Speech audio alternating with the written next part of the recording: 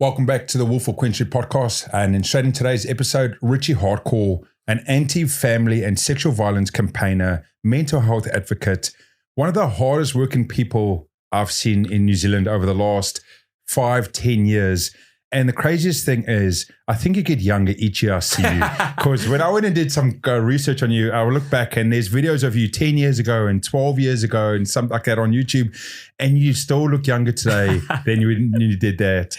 You're also a retired Muay Thai fighter, been in the game for over 20 years, coaching, a champion, coaching some of the best in New Zealand at the moment. But a big thing that you stand up for is obviously family violence, making a difference and breaking a bit of the mold of how men and boys are raised and how they should be perceived in their society, what is right, what is wrong, and how we can just accept ourselves even if we are different.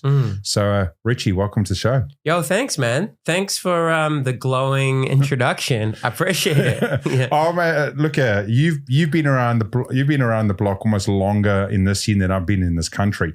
Like I said, I've always, since I got into it, you were one of the people that I saw that was out there, was speaking up, and in the mental health game and the advocacy and standing there and putting your hand on the heart. And that's one thing that I've been it's so great to see from the outside. And I know you talk about it a lot about, we've got to break down these molds that society's brought on around our guys, our boys and our girls, and the way they see that. But it's also because you've got a bit of a backstory and you grew up with it yourself and you saw what it meant to be in that situation and how to, get out of it in the best way possible. And I'd love to know, talk a little bit about your backstory, your growing up in your youth and so forth. Yeah, sure, man. Well, like way too many kids, I grew up with a dad who is an alcoholic and struggles with depression. And this is, in the era where we didn't have Mike King and John Kerwin and people who are a generation ahead of me talking about mental health and anxiety and asking for help and breaking down the barriers. And, my father's generation just manned up, to use an unhelpful term. And they pushed all their feelings down and sank piss. And that manifests in a whole range of different ways in our culture, but often that's domestic violence, right? On top of, not having communication skills when we kind of allow men to be angry. I'm looking back, obviously, after when I was 8, I wasn't talking about this. We allow men to be angry and to be the happy guy, but there's no room for the middle ground emotions or the confusing emotions, right? And we never ask for help. We just kind of suck it up, get on with it. It was never an option, right? We never knew that. Yeah, it was never an option. And none of that excuses violence or abusive behavior, but we need to be able to talk about this to explain it and find answers, right?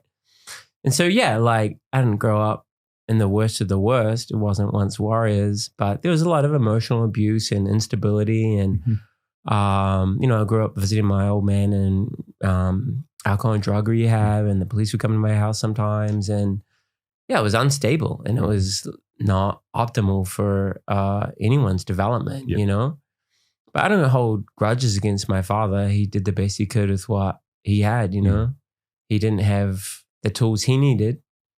And in spite of that, when he would, when he would be violent and stuff, he always apologized. And he was aware what he was doing was wrong. He just didn't have tools to shift his course, And I mean, I love my dad and he's given me permission to talk about this publicly. New Zealand's a small country and I'm mindful that he's a man in the world too. And, when I first started talking about this, I guess nearly, over a decade ago, I reached out and asked my old man and he was cool with it. He said, as long as you're telling the truth and it helps other people.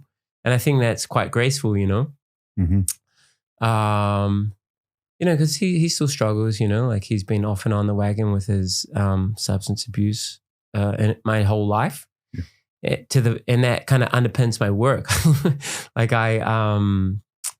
I worked in alcohol and drug harm for about 6 or 7 years in a preventative model. And then I started doing public speaking and lectures and I talk at different conferences and shit. And I talked about this in a newspaper article once, so I can repeat it here. My dad relapsed really badly in 2020. And it takes such a long time to get anyone into medical detox. My father is the sort of alcoholic that if he just goes cold turkey. He risks dying. Yeah. He risks going to a seizure. And so he needs to do what's called a medical withdrawal. And the number of beds are super limited in our country, right? And so long waiting lists, and you're encouraged to go and do what's called maintenance drinking. So so once my dad fell over really badly, smashed his head open. I had to take him to hospital like 2 a.m.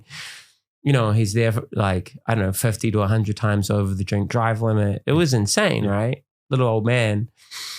And the next morning, the doctor's like, okay, you need to take your dad to buy some liquor so his body doesn't freak out because we don't have beds, right? Yeah. And I was ringing around different rehabilitation services. They'd be like, is this Richie Hardcore? Yeah. I think I saw you speak at a conference one time. And it really is, the old feminist slogan, the personal is political, right? Yeah. Like I can point people to statistics and data and academic research. But I think telling my story, like anyone who tells their story, that's what really resonates with people. So yeah, I try and take how my childhood was suboptimal, but also look at the positives from it. When I was 13, Dad took me to Taekwondo for the first time, and that like put me on the path that led me to be, I guess, in some ways, a successful person. Yep. And he took ownership of his failings doing that. I've told this to people before. I was talking to my old man as an adult. Like, yo, why did you take me to like the community hall to do Taekwondo? And he said, I said to the guy, I'm not doing the best job as a dad. Can you help out my son? And as a father now, like that's a big admission, like, so for all the negative stuff, and I think we can romanticize our grief and we can tell a victimhood narrative if we want to and get clout and stuff for that. Like, I think it's more empowering for me to go, yo, some of it was shit and it sucked, and I'm still dealing with some of those issues to this day. And I had to do a lot of unlearning and relearning, but lots of good stuff happened too. And in many ways, all the worst things that happened to me are the best things that happened to me, because growing up with adversity gave me a real passion to make a difference as an adult. Growing up with adversity and knowing what it feels like to be scared and insecure and have those sorts of experiences gave me like a compassion and empathy for other people. And I've had like a really interesting life, like I've interviewed like Chuck D and Iron Maiden, and I go on tour with heavy metal bands and talk to thousands of people a night. And I'm like, holy shit. Sometimes like, is this my life? Yeah. It's wild. Like you just know me from the internet or whatever. And you're like, yo, can I talk to you? Like, I'm like, that's cool. Like, yay, you know what I mean? 100%. It is one thing just to say on that. I know there's funny enough, people are going to look at it. The path that you've gone down, Rich, and that you've had to go through in the struggles is made the man you are today, the person you are, right? And it's become a success from it, but it doesn't naturally mean that it's always going to be the way. Unfortunately, we're not condoning, we're not supporting, you to have gone through that path to get where you are today. So, the family violence. And also a big thing to mention there is when you talk about the violence or family violence, is people have the perception that it's always physical. It doesn't naturally mean that it's a physical violence. It can be physical, it can be emotional, there's multiple forms of it as well. So just to make sure if you're watching at the moment, Richie, going, hey, it's super cool what he's doing right now, that doesn't mean we support and condone it as just where you've landed, right? Yeah, I definitely am not saying I hope your dad is abusive and violent, so your life turns out cool. Yeah. What I'm saying is that I've chosen a perspective of difficult things that have happened to me, which I wish hadn't in many ways. I'm like, this is the hand life has dealt me, and this is what I can make of it. Do you know what I mean? 100%. Like, I wish everyone had healthy, happy Brady Bunch lives, but that's not true for many of us. And I acknowledge that I've been fortunate to have really positive role models step into my life and steer me in different ways. And not everyone's that lucky. Yeah. For all the stuff I talk about, I never went hungry. My parents were literate, took me to the library, made sure I went to school, You just finished your thesis, your master's, didn't you? Yeah, I just finished my master's degree. in sociology. Yeah, I took a 10-year gap between finishing my honors degree and then going back to do my master's degree. Yeah, I didn't do particularly well at high school because of how I grew up. I was always like a smart kid who underperformed. Yeah. But I got sick of working in warehouses when I was like 26. You know what I mean? Like I just like fighting people and going to punk rock and hardcore shows like all through my 20s. Yeah. I mean, fighting people in the context of kickboxing, right? I wasn't like, yo, what's up, motherfucker? Like dropping people in the street or nothing. So he says. Yeah. Oh, you know, like we had our fair share of fights in the street as young men growing up in West Auckland and in the Messy Mafia back in the day. It was wild, bro. I was talking about this the other day. Like, I grew up in West Auckland and there were like wild police riots. Like the riot squad would come and break up like these hundreds and hundreds of kids, like just going ham. It was crazy.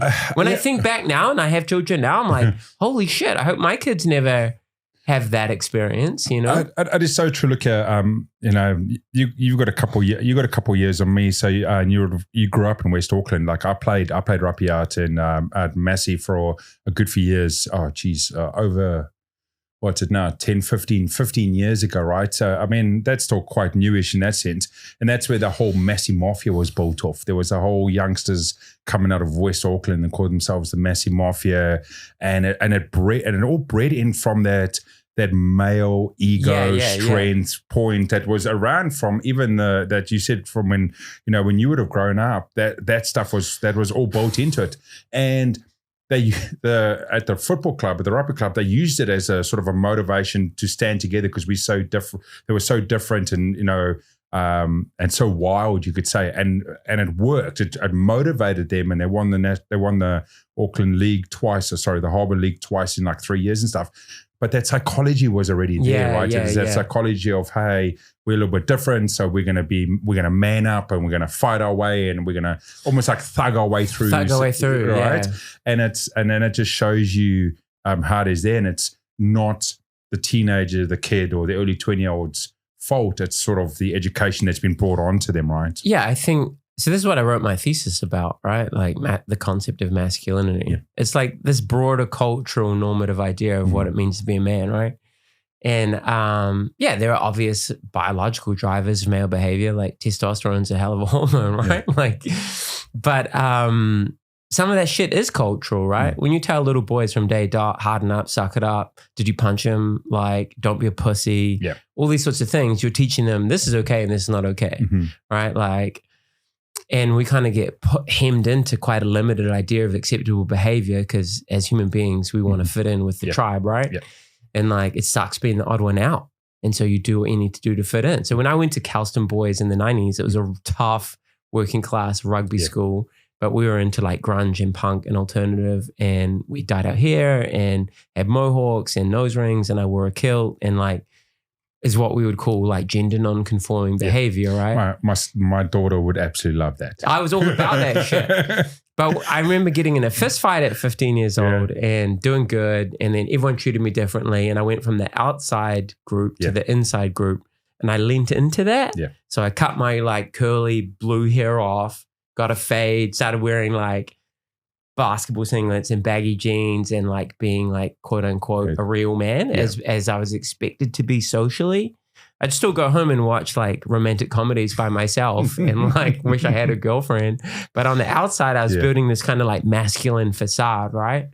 And that feels good for a while. But when I talk to boys now, I'm like, yo, all my tattoos, all my success as a professional fighter, as a coach, like getting well known in a small country, none of that like shell of successful manhood saved me from depression or anxiety, or meant that I knew how to have a romantic relationship well and navigate all the ins and outs of it, right? Like that's a lot of that stuff's a facade that we put up as men to keep safe emotionally. And I work with men from prison now, like in their rehabilitation process. A lot of my personal friends are pretty like tough and been on the wrong side of the tracks. And honestly, sometimes like the more physically strong and aggressive someone looks, like the more hurt they are on the inside, right? We build up these masculine shells, and it's a real shame that we have to do that, right? Like, how do we allow boys and men to, sure, you want to play rugby, you want to get into sports, you want to pursue business. None of those things are inherently bad. Yep. But if that's all you think a man is, then you're going to have problems when you don't know how to like love your kids properly, you know? It's so true. Like I've got I'm working through a bit of this turmoil myself at the moment. So I grew up in South Africa, great opportunity, family and everything. But my old man's an old military man, right? Oh, yo. Straight down the line in the box. This is how it was. There was no if or buts as you say, and it was one way. That was the rules and setup. So you get raised in this way, and I had an amazing childhood and everything else. And then I come over here where and then I've got my two kids now and raising them, and my son and my daughter, and now it's a lot more. It's not as in the box. Yeah. So I've spoken about this. I've had not challenges with my son. My son is the total opposite of me. Like I was very aggressive. I was very motivated. I was driven as a teen because that was what was installed in me. Are you good in this? And so you be 1,000 miles an hour. You go down that path. And my boy is a big kid. Is a big kid like I was, and everything's in the sense there for him to be this big man's man, and he won't play rugby because he's worried he will hurt one of the other kids if he tackles them.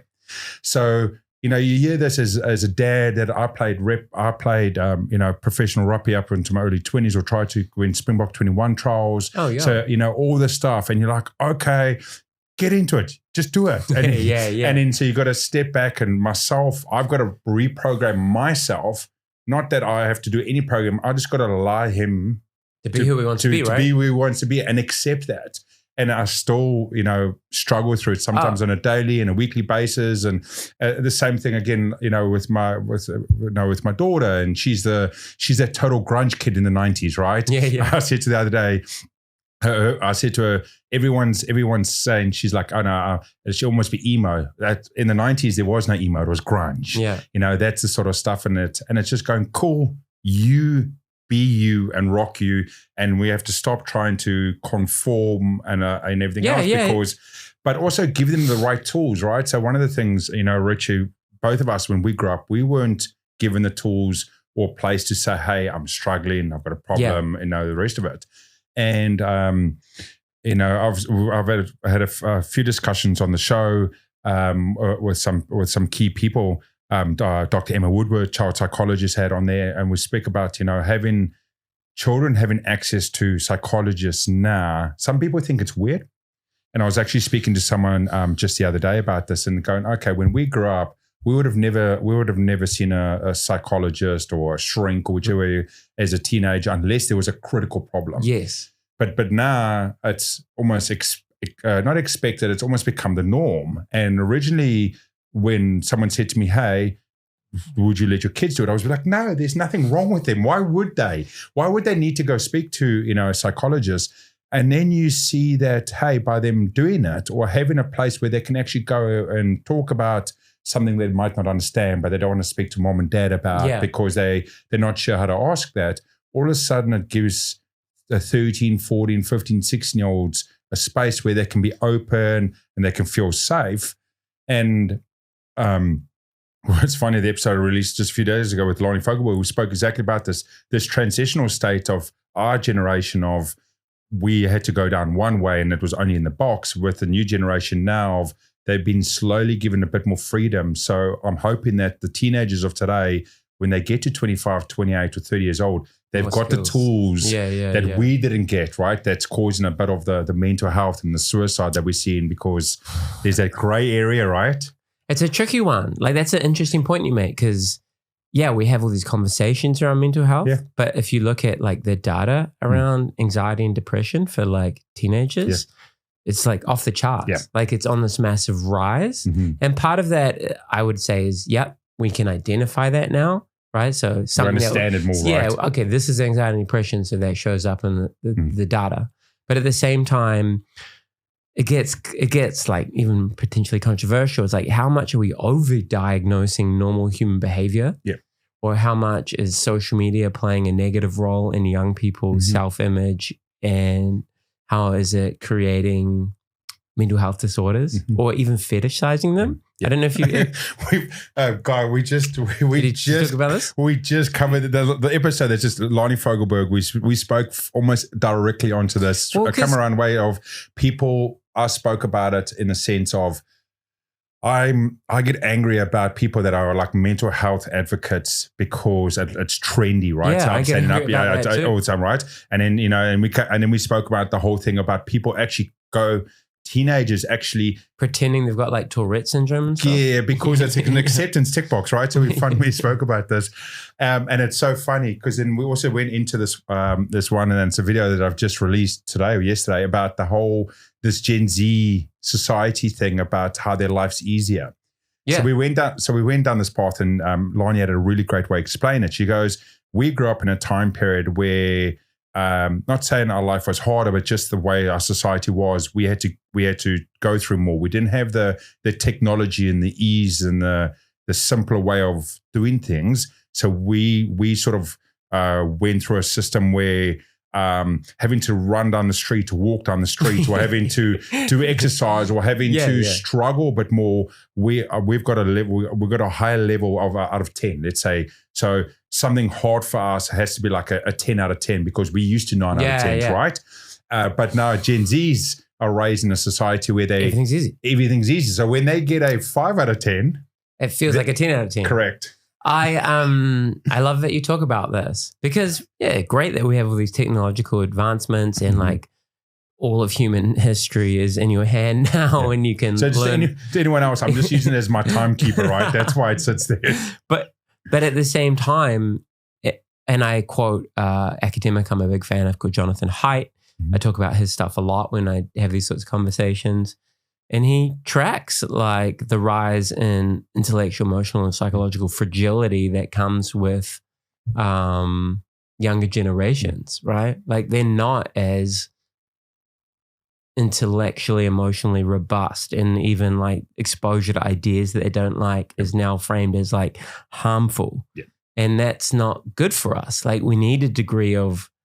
You need to be challenged. Yeah, you need to be challenged to grow, right? Whether that's with your ideas or with your body. Like your body gets stronger by lifting weights or going running faster and further, right? It's the same with our experiences as human beings. And if we're never exposed to ideas that we have to grapple with that are difficult or controversial, if we're never able to have a face-to-face discussion with someone who we disagree with, but we can find mutual shared human understandings with and agree to disagree, we're actually going to like stunt ourselves and we're going to be potentially miserable. And that's basically like what Twitter is, you know, like it's like a lot of people who have heaps of time on their hand who are like never materially challenged and have never had material hardship. There's no like tangible physical difficulties in their life. They've got a lot of education and I think almost manufacturing issues to like a razor thin degree. And that is, I think, socially detrimental because we have, if you follow political discourse, an increasing amount of like political polarization where we can't recognize people in the middle anymore. We can't see each other across the divide anymore. Everyone's just screaming into the like online sphere. And then like all these different radical, nuanced identities down to the nth degree. It's like this hyper individualism that I don't think is helpful. Like if I think about, you know, human beings being tribal creatures, if I think about what I think is a good way to look at the world is like finding solidarity with one another, with having like a broad church. We don't have to agree with everything, but we can agree on most things. I think that's a better way forwards, right?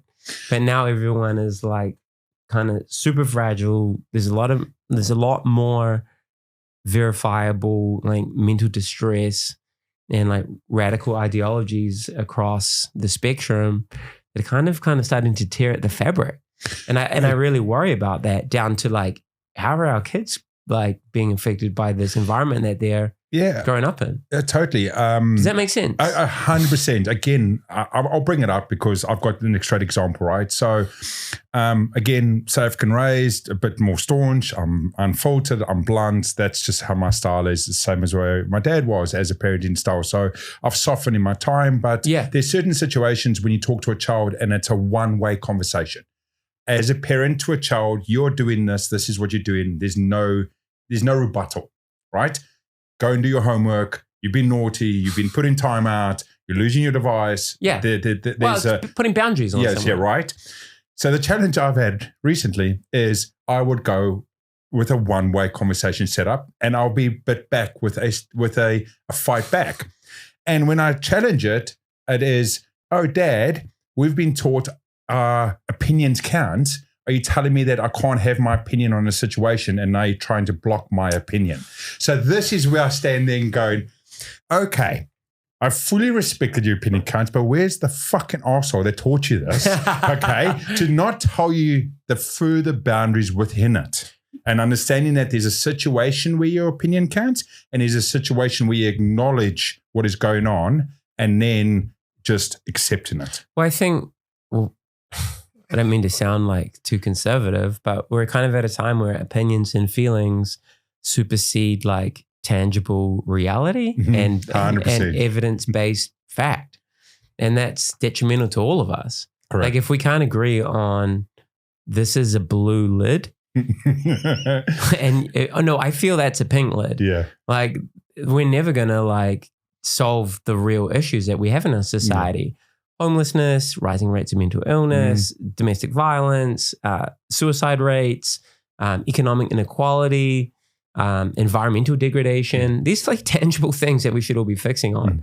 But we spend a lot of time in the political sphere at the moment with these really like upper to middle class intellectual debates about people's feelings and opinions.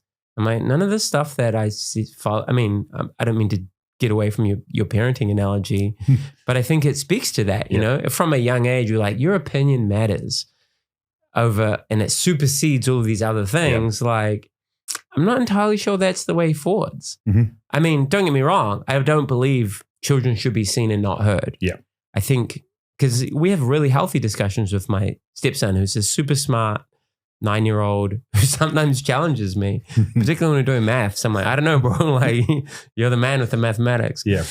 But, you know, I just, but like, you know, there's a degree of me which feels like I'm like, nah, just do what I tell you. Yeah. But I actually think the healthy conversation challenges me to step outside of those paradigms that I perhaps grew up with, that you and I are talking about, and like, give him a boundary, because he needs to know that that's not acceptable behavior, or this is a better way to treat people, or here is a better way to deal with that situation, or whatever he's talking about. But also let him express himself within that. Yeah. Because, you know, if we go back but at the right place though. Right place and right time, right? And like, you know, we were talking about mental health, and, you know, my father's like we said, like they weren't allowed to express themselves. Never speak up, hold all your shit inside. That's a recipe for self-destruction over time, right? So it's finding that middle ground, right? Yeah, and true, because the pendulum's gone all the other way, right? So we've gone from a full locked-in box Pandora, right? to opening the Pandora's fall box. Apart if you like stub your toe. And I mean, and that's a challenge. So I mean, I'll go down rabbit holes where I'll watch a certain video of a outspoken. So he's a gentleman or a lady. He's now outspoken because they were willing to come out and challenge people, irrespective of the topic, and they'll go to a university, and now there's 1,000 kids that teenagers or 20-year-olds, guys or girls, irrespective of where you sit in the spectrum, whether it's a gender discussion, whether it's a intellectual discussion, because this pendulum's gone the whole way of you're allowed to say what you want and openness and everything else, and people have to then accept what you say out of your mouth as accurate. Again, is also a crock of shit, because me saying this is what it is, and I believe this is what it is, irrespective, means that the rest of the world has to just accept that. It's just I get frustrated with the. Are you talking about Peter Bogerson? There's a few of them that's going around. I think that's his last name. Yeah, I get frustrated with like, well, my truth is this, and I'm like, well, it's great that you have your subjective reality, but we need to temper your subjective individualistic experience with like a broader facts. I'm big on data. Yep. I'm big on like, okay, not what you feel, but what does like the research say? And to be fair, as someone who's just come out of returning to like postgraduate academia, increasingly I get disappointed with academia because it's colored by politicalness. By politics and ideology. And again, like there's certain things you can't talk about, or you have to talk about them in a particular way at the expense of finding like truth, even about difficult things. And that I get bummed out about that. I guess what I'm saying across all of this is that I'm just down for some objectivity. You know what I mean? Like our personal experiences count. Yep. They really do. And story, like I said earlier, our stories are a way of moving people across the dial. And how do we find our shared humanity, right? But like at the same time, my unique individual experience and worldview shouldn't supersede something that is empirically true. Is that fair to say? True. So where do we go from here? So someone that's listening or watching. Dude, I thought we were just talking about kickboxing for half an hour. You know, like, no. We're talking about the Israel Adesanya fight. I don't know. Oh man, no, Izzy did amazing. But yeah, no, let's go quickly. Someone's watching, listening, going, cool, Richie, you're 100% correct. Fully respect it. Where's a couple of things that we can think about or consider, right? We are being bombarded from the freedom of speech and in the worst sense of what freedom of speech actually means. And we are missing the boat. What do you mean by that? Well, everyone is allowed to say what they want to say. Yes. But now people have been raised to say that what they want to say has more value than what it actually is. Oh, yeah. Okay, sure. So that's where I think that this whole, hey, I'm allowed to say what I want to say and believe what I want to believe, but then they use that to good or bad in the wrong way. Like you said, on the two sides of the political spectrum, wherever you sit in the situation. But within New Zealand, if we come around here, where can we go from this? You've been in the game longer than most of us in this scene, in this space, over a decade. Where can we try and make some difference? And then we can get to Izzy. Okay, well, I guess what we've been like, we've gone from my personal journey to raising our kids to political polarity and I guess extremism, right? Am I just recapping this conversation? Yeah. I don't see a lot of like moderate voices in the online space a lot. And I think that's what I've become. Like I've come from like a far left-wing advocacy person. I used to do a lot of public advocacy for the Green Party and Labour Party. And, I did a degree in political science and I always thought I'd get into politics. And then I got into, that's all sort of changed a lot because as it's become more extreme, the less I've been interested in it because the way we talk about politics now is really ugly and it's about destroying individuals and their reputations and it's ad hominem and it's not based in like human kindness. So I've kind of like pulled back from talking about politics. But in my pullback from politics, I've found voices, not so much in New Zealand, but overseas that give me a lot of hope.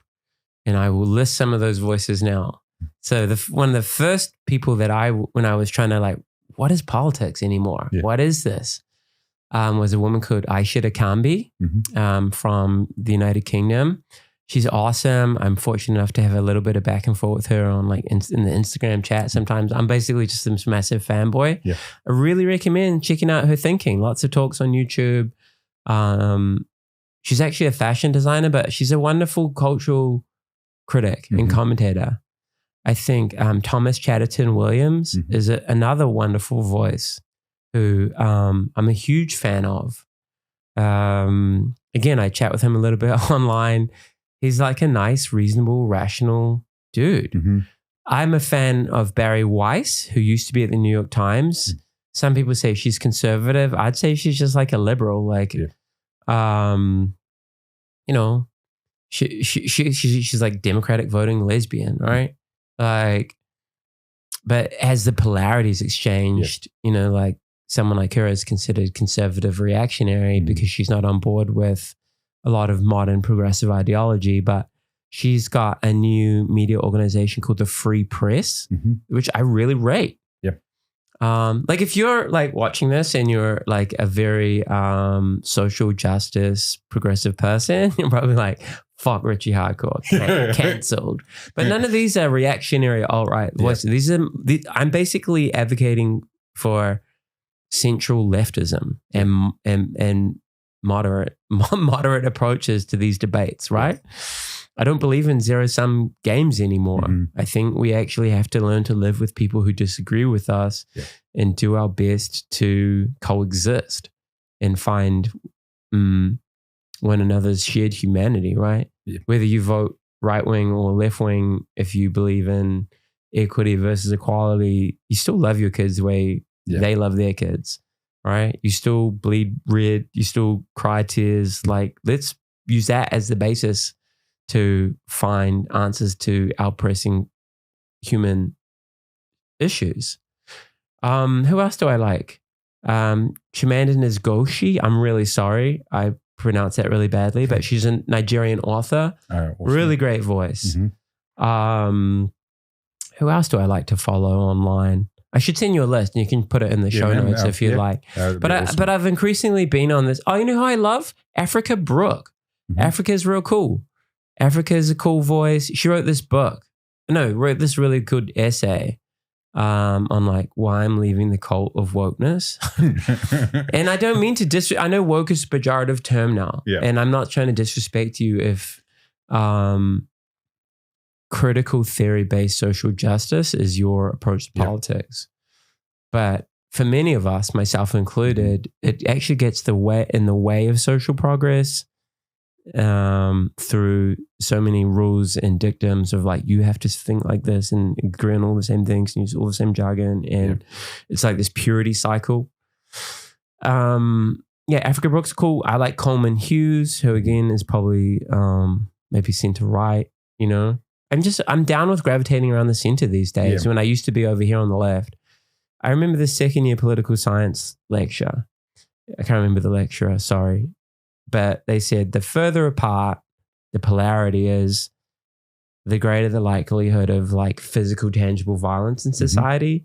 And I think we're starting to see that.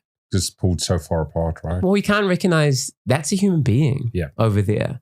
And when this is an abstract, we talk about this in my work about violence against women, right? Yep.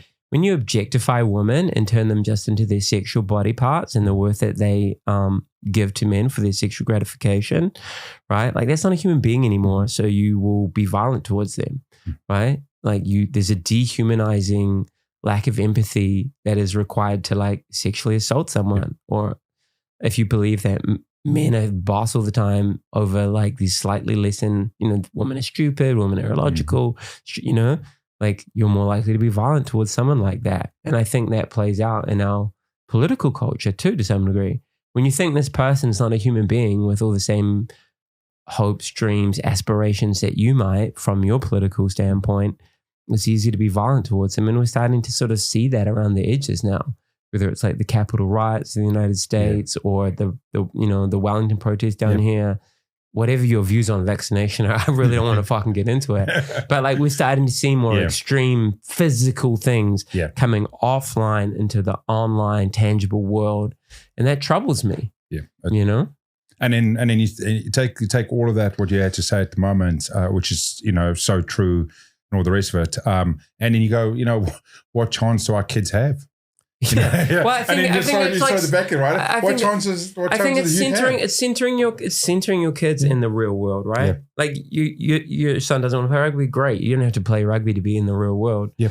If you're a parent watching this, you got to put a fucking time limit on how much time your kid spends on a screen. Yeah. And that can be hard, but you're a fucking parent. That's your job.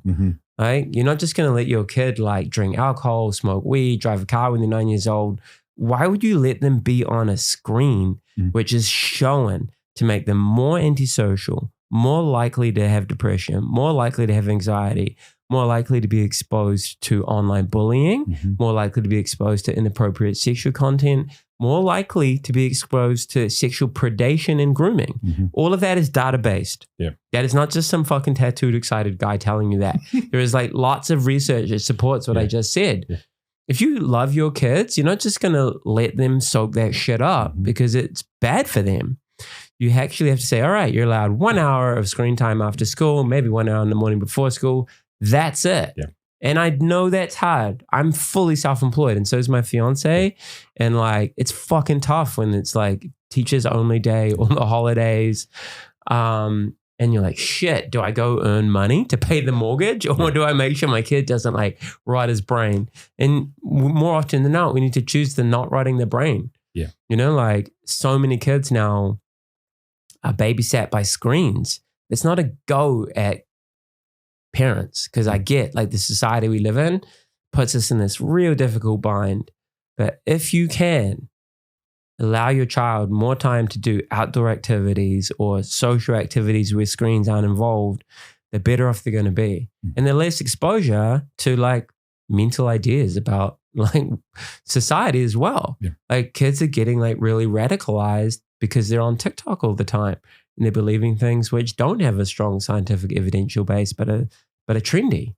And that's really troubling. It is, right? I mean, when we grew up, you didn't know anything till like school taught you, or you read it in a book, right? Yeah. So, and that's a big thing. So it's so true with what they get on their devices through the likes of TikTok as one platform more. Dude, TikTok's the worst. And also like with bullying, right? Mm-hmm. Yo, you ever get in a fist fight at primary school? Like I did, but that was it. Yeah. I wouldn't go home and like the same kid would be a dick to me. Yeah. Right. Like now that it's like 24/7, 365, and our young people, our teenagers are committing suicide over online bullying. Yeah. That's why I hate like cancel culture and online pile-ons that adults carry out to other adults for like, well, they said this stupid thing, or they wrote a terrible article, or I heard this about them. And it's just like, it validates online abuse, harassment, and stalking campaigns. And then we wonder why our kids do that. Yeah. It's like, well, look at your own behavior and belief system and what's that role modeling? Because it does have real world impacts. Our children are committing suicide, sometimes at least, because of online bullying. We need to look at that.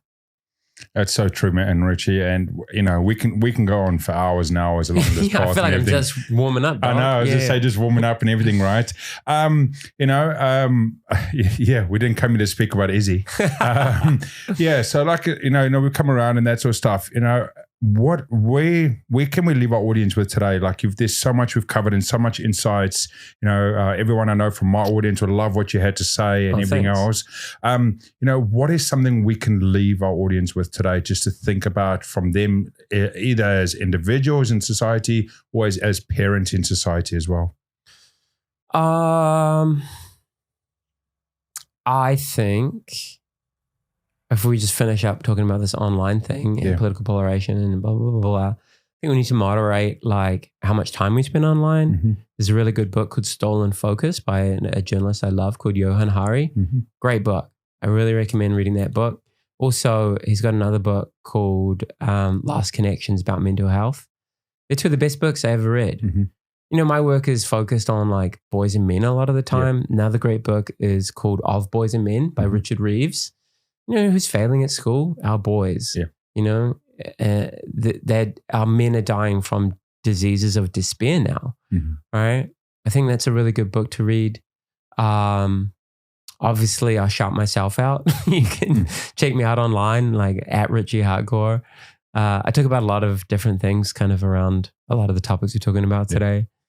There's an online organization based in America called A Call to Men. There's a new website coming out from the Ministry of Social Development here in Aotearoa called Change is Possible. And I've done some contributing writing for that. There's a lot of great content on there about how to be a stepdad, or, what's healthy masculinity look like, or you know what I mean? They're awesome. My friends Sarah and Matt Brown at She Is Not Your Rehab. Huge fan. They're like really great friends. I really love how they do that work. There's some of my really favorite voices. White Ribbon New Zealand are one of the pioneering groups of taking ownership of men's violence towards women and addressing that. I